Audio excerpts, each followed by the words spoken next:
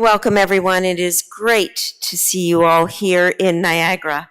And I'd like to thank the Niagara region and its people for the very warm welcome today. And before we start the day, I would like to acknowledge that we gather here on the traditional lands of the Haudenosaunee and the Anishinaabe, including the Mississaugas of the Credit First Nation.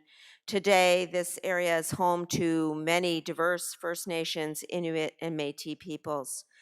Le G7 est un groupe de partenaires particulièrement The G7 is a group of very influential members. We don't always share the same opinion, but we do believe in our ability to work together in a constructive way.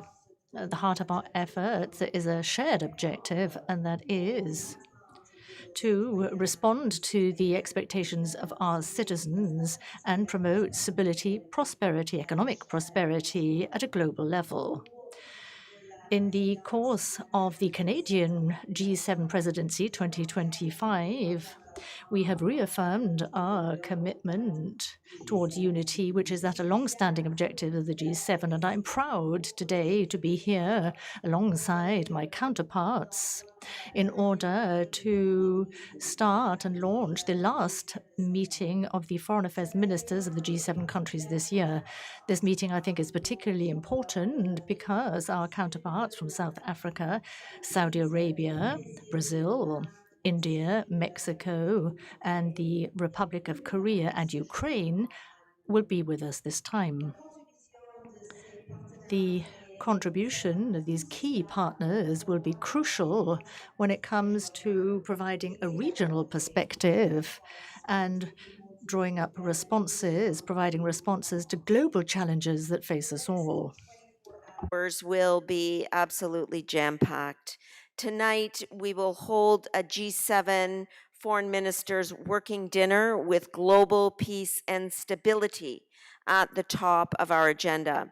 In particular, we will have a constructive exchange on critical priorities, including advancing long-term peace and stability in the Middle East, supporting security and building prosperity in the Indo-Pacific, and responding to urgent crises in Haiti and Sudan.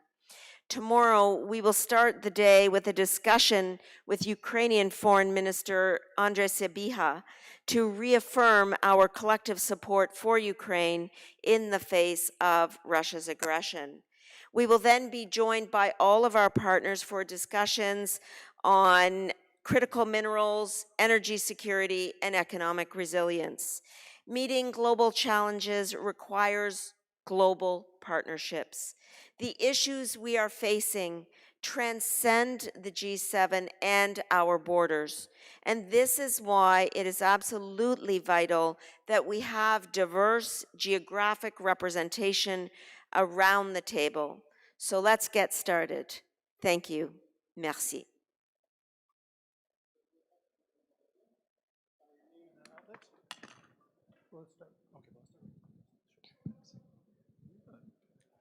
Hi, Minister Rafi Boudjikhan, UNCBC. In September, you said that the Canadian government had started to receive some collaboration from India on the matter of the investigation into the assassination of Hardeep Singh Nijjar.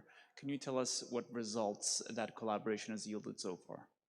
Well, I want to start by saying that Canada is a country that respects and upholds the rule of law.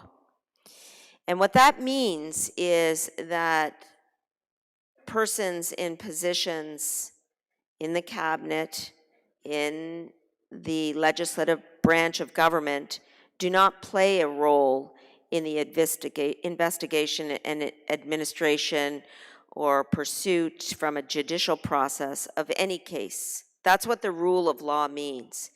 And so what we are committing to and doing that with the government of India is that there is a law enforcement dialogue at the highest levels of our governments, including the head of the NSIA in Canada with Indian government law enforcement officials, and that dialogue is continuing and will continue. Furthermore, From a public safety standpoint, the Minister of Public Safety in our government designated the Bishnoi Group as a terrorist entity under the criminal code. Furthermore, we are ensuring that in the bilateral engagement with India, that these rule of law concerns, that these public safety concerns are foremost in the advancement of the relationship. So, for example, if you take a look at the joint statement that India and Canada signed just 4 weeks ago, you will see that the first page of that joint statement covers the very points that I'm making today: the importance of law enforcement, the respect for the rule of law, and the assurance that at all times public safety will be at the forefront of our bilateral dialogue. And just as a follow-up, what do you hope to accomplish by opening a consulate in Greenland? What specific diplomatic gains are you looking for Canada? Canada is an Arctic nation. 70% of our coastline, 40% of our landmass is interfacing with the Arctic. We have an Arctic foreign policy. The Arctic foreign policy contemplates greater engagement not just in Canada's north, but internationally as well. And so when we open a consulate in Greenland, we are expanding Canada's diplomatic footprint in another Arctic region. I've had numerous conversations with other foreign ministers of Arctic countries, and we all agree that now is the time to ensure that our collective will and footprint is placed in Arctic territory. Canada's recent budget, delivered just last week, put down $80 billion in defense spending. We are going to reach 2% this year and 5% of GDP by 2035. Much of that spending is going to involve dual-use infrastructure in the Canadian Arctic: ports, roads, railways.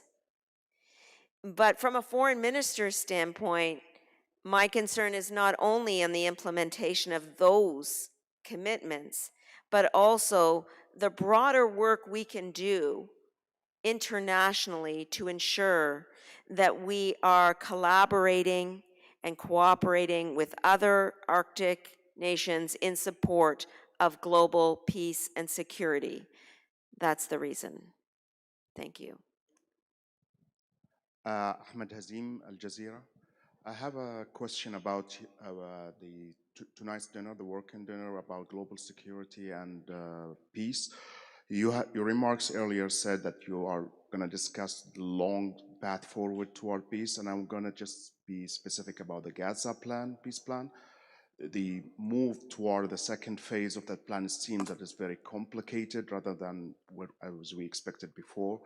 And now the aid trucks coming into Gaza is not enough. The international force is not established yet. The discussions of the UN for the UN mandate for this is not going as smooth as we expect. What are you as a group at the G7, and what do you expect to listen from Secretary Europe in this dinner to push this thing forward? Thank you for the question. And I appreciate the sentiment that you are raising, which is that we want a ceasefire to be long-lasting and to yield the benefits that are outlined in the peace plan. And Canada certainly welcomes the peace plan and President Trump's work to end the war in Gaza. It's crucial. We believe that Hamas must disarm and must have no role in the governance of Palestine. There must be this continued emphasis on a ceasefire and, as you say, the unhindered flow of humanitarian aid. And I will say that Canada has placed almost $400 million in humanitarian aid, much of it with international organizations, some of it remaining on trucks in areas like Jordan. We need that aid to flow. It is contemplated in the peace plan, and humanitarian aid must flow. Gaza must be demilitarized with no displacement of the Palestinian people. So Canada's initial and continued position is that the peace plan must be upheld, and parties around the world should continue to support it. And I've been in touch with many of my counterparts in the Arab countries to ensure that they know that Canada is here to support the implementation of the peace plan through humanitarian aid, through support with electoral reforms, through ensuring that we are offering expertise from a security standpoint. So the bottom line is Canada's continuing to work with international partners around the world to ensure that Israelis and Palestinians can live side by side in peace and security.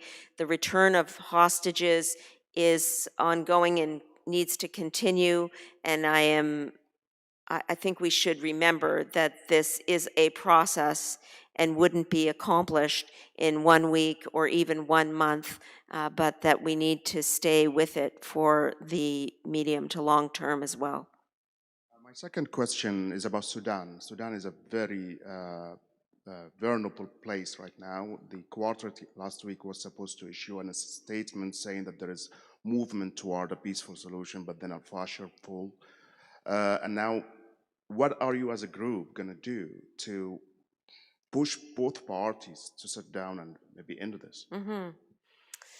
So Canada, I will begin by saying, like many of you in this room and many countries represented here, is absolutely horrified by the attacks in Al Fashar and condemns the reported mass killing of over 2,000 civilians.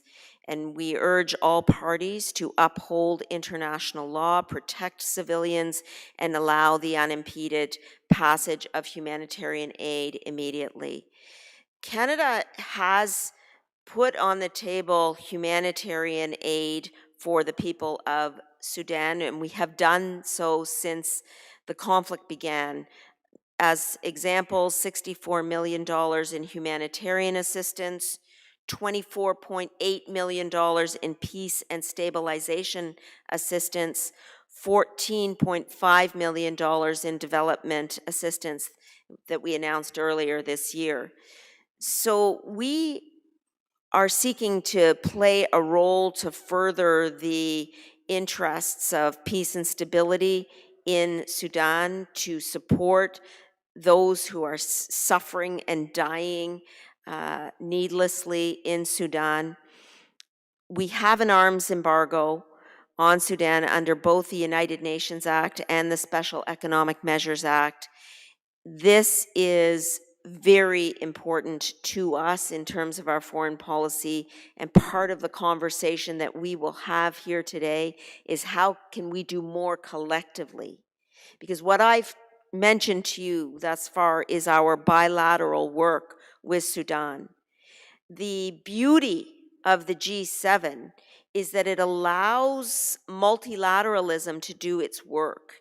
And Canada, as the host of the G7, will be seeking more collective action on Sudan. That's all the questions for now, Minister. This is going to conclude the press conference for this moment. Thank you so much.